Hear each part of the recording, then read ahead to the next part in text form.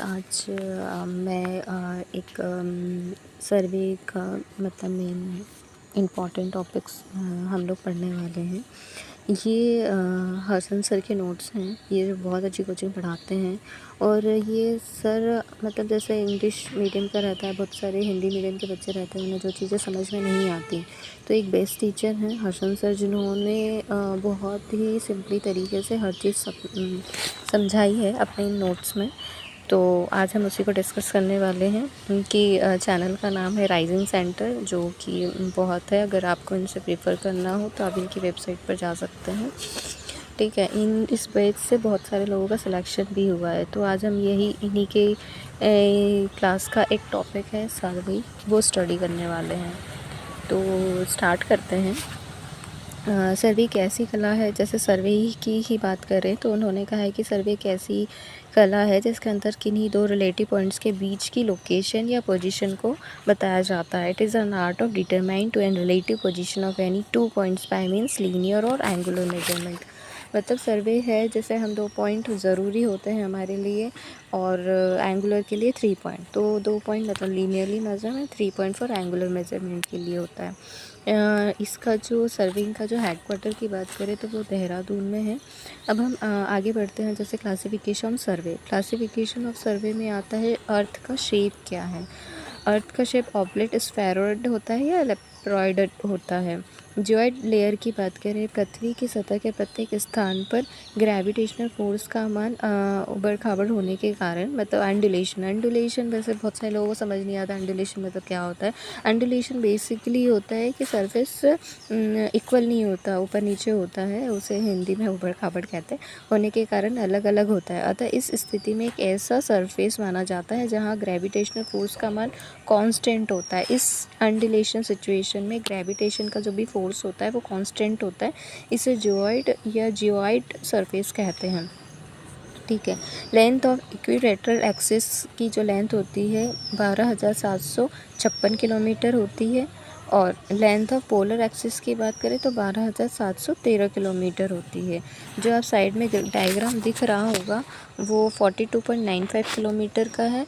ये जो north south दी है वो इक्वेटोरियल एक्सिस है, और ईस्ट से वेस्ट जो दी है वो पोलर एक्सिस होती है। तो हम इक्वेटोरियल एक्सिस की बात करें तो जो वेस्ट से ईस्ट है वो है 12,756, और पोलर की बात करें मतलब नॉर्थ से साउथ की तो 12,713 किलोमीटर है।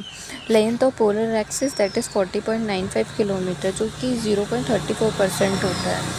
जो कि लेंथ ऑफ इक्वेटोरियल एक्सिस हमेशा बड़ी होगी पोलर एक्सिस से। अब अर्थ की रेडियस क्या होगी। अर्थ की रेडियस होती है 6,370 किलोमीटर। अब हम क्लासिफिकेशन ऑफ सर्वे की बात करें। क्लासिफिकेशन सर्वे में जैसे प्लेन सर्वे आता है, ज्योमेट्रिकल सर्वे आता है। तो फर्स्ट डिस्कस करते हैं प्लेन सर्वे। अर्थ कर्वेचर को नेगलेक्ट कर दिया जाता है इसमें, और स्मॉल एरिया के लिए हम प्लेन सर्वे यूज़ करते हैं। मतलब एरिया कितना स्मॉल होना चाहिए, area is less than 195.15 kilometre square, या फिर लेस देन 250 किलोमीटर स्क्वायर इतना होना चाहिए। दो प्लम्ब लाइन्स एक दूसरे के पैरेलल्स होती हैं, किन्हीं 3 पॉइंट्स को मिलने से जो ट्रायंगुलर प्लेन ट्रायंगुलेशन कहलाता है। सेकंड पॉइंट आता है ज्योमेट्रिकल सर्वे। यह great triangulation survey of India से लिया गया है, और कर्वेचर ऑफ अर्थ को हम इसमें कंसिडर करते हैं। यह लार्ज एरिया के लिए है। जैसे area is greater then 195.15 kilometre, मतलब प्लेन से जस्ट, जैसे प्लेन लेस देन 195.15 किलोमीटर था, पर ये ज़्यादा है, मतलब 195.15 किलोमीटर से ज़्यादा है। ठीक है, नेक्स्ट है दो plum line centre of the earth पर काटती हैं। जैसे ऑब्जर्वेशन की बात करें, यदि 12 किलोमीटर की कर्व लाइन को स्ट्रेट लाइन में चेंज किया जाए तो दोनों के बीच में जो डिफरेंस आएगा वो 10 mm तक का होगा। ज्योमेट्रिक सर्वे में किन्हीं 3 बिंदु को मिलने से प्राप्त ट्रायंगल स्फेरिकल ट्रायंगल कहलाता है। मतलब alpha plus beta plus gamma is equal to 180 degree होता है।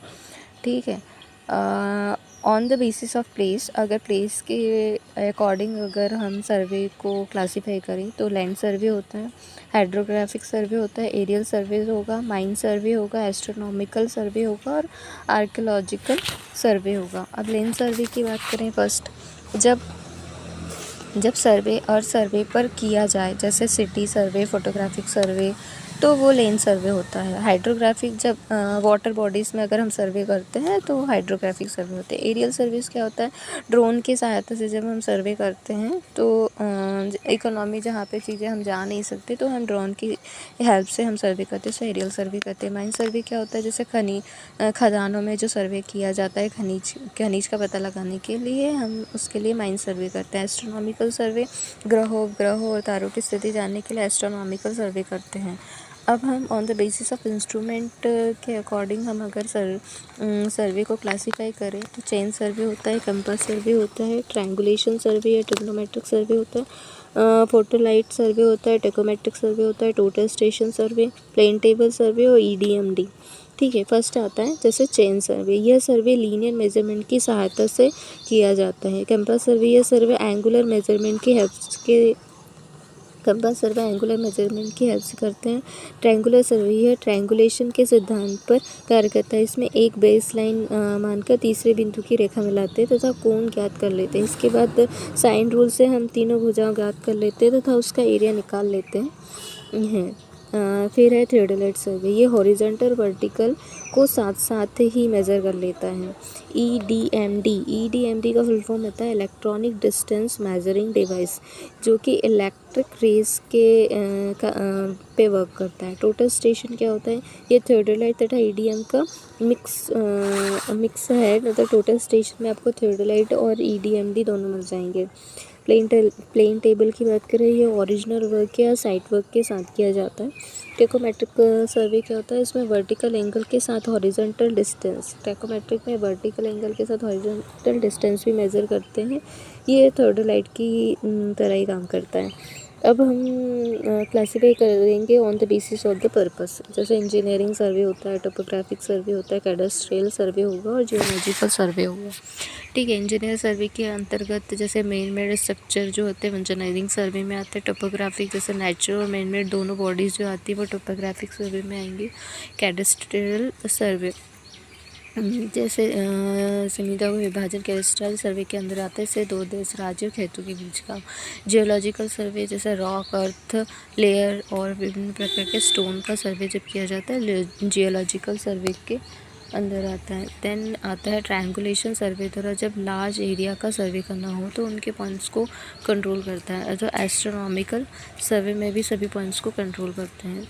फिर प्रिंसिपल क्या है, सर्वे का मेन प्रिंसिपल होता है first working from whole to part and second to fix a point with respect to the reference point. Working from whole to part की अगर बात करें तो हमें क्या क्या प्रिवेंशन करनी चाहिए या क्या क्या कम्युलेशंस एरर्स आती हैं। तो फर्स्ट आता है इस मेथड में एरर ऑफ कम्युलेशंस को रोका जाता है। इस मेथड में सबसे पहले लार्ज डायमेंशन की हाई डिग्री ऑफ पार्टीशंस के साथ होता है। इसके पश्चात स्मॉलर डायमेंशन को लेस डिग्री ऑफ पार्टीशन से नापते हैं। To fix a point with respect to reference point, by linear measurement में ABC लेते हैं और बाय एंगुलर में θ1 θ2 लेते हैं। Limit value of offset is greater than not equal to 15 metre. अगर 15 मीटर से कम रहा, स्मॉल ऑफसेट 15 मीटर से ज़्यादा रहा तो लार्ज ऑफसेट आता है। ठीक है, अब स्केल की बात करते हैं। स्केल क्या होता है, ग्राउंड पर स्थित किसी बॉडी को उसके वास्तविक साइज से कुछ घटा कर मेप पर दर्शाया जाता है, उसे स्केल कहते हैं। स्केल को रिप्रेजेंटेटिव फैक्टर के नाम से जाना जाता है, रिप्रेजेंटेटिव फ्रैक्शंस। तो इसे हम डिफाइन करते हैं distance on the map divided by distance on the ground. ठीक है, मतलब अगर मेप में डिस्टेंस 1 सेंटीमीटर है, ग्राउंड पे 10 मीटर है, मतलब 10 मीटर के ग्राउंड को हमने स्केल में जब नापा, कन्वर्ट किया तो 1 सेंटीमीटर कंसीडर किया। तो जो हमारा स्केल होगा 1 सेंटीमीटर बाय 10 मीटर। ये इंजीनियरिंग का एक फॉर्म होता है, उसके अकॉर्डिंग स्केल एक पैरामीटर है। एक्यूरेसी ऑन मेप 0.2 mm तक 0.2 mm तक हम लाइन ड्रॉ कर सकते हैं। एक्यूरेसी ऑन सर्वे 0.25 mm तक भी हम कर सकते हैं। मेप में स्मॉल स्केल पर बनाया जाएगा और प्लेन में लार्ज स्केल पर।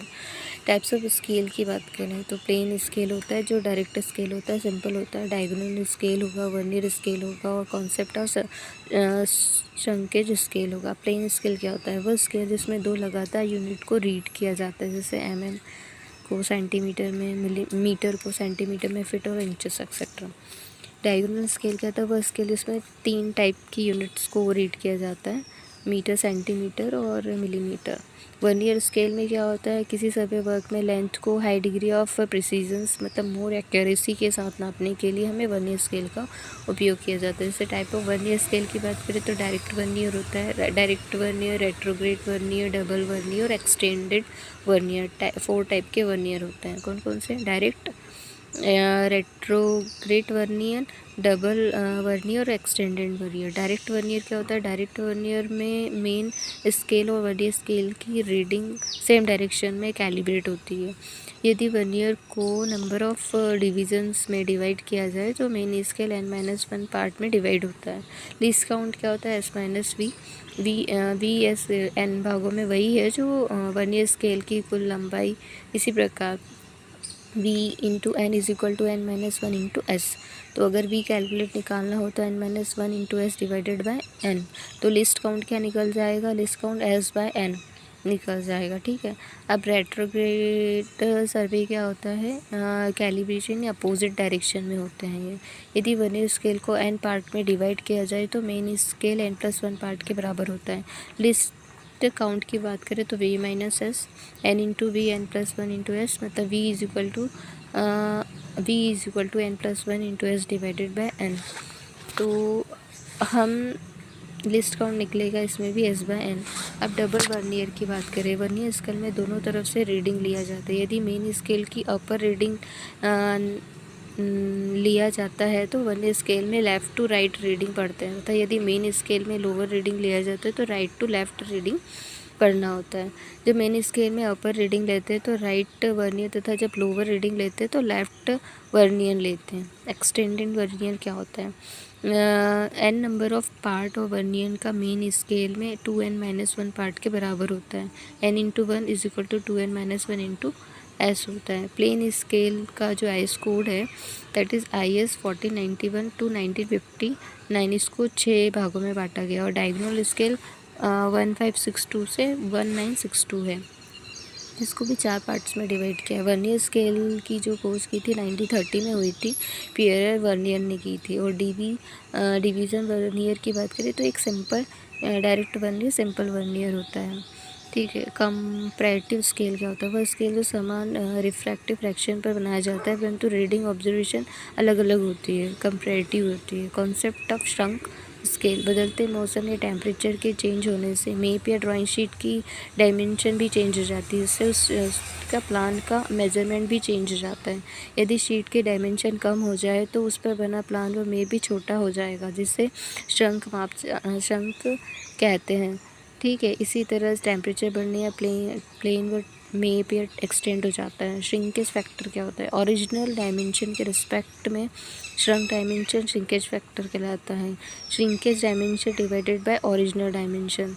तो original length is equal to shrunk length divided by shrinkage factor. Original area is equal to shrunk area divided by factor और original volume is equal to shrunk divided by shrinkage factor का cube.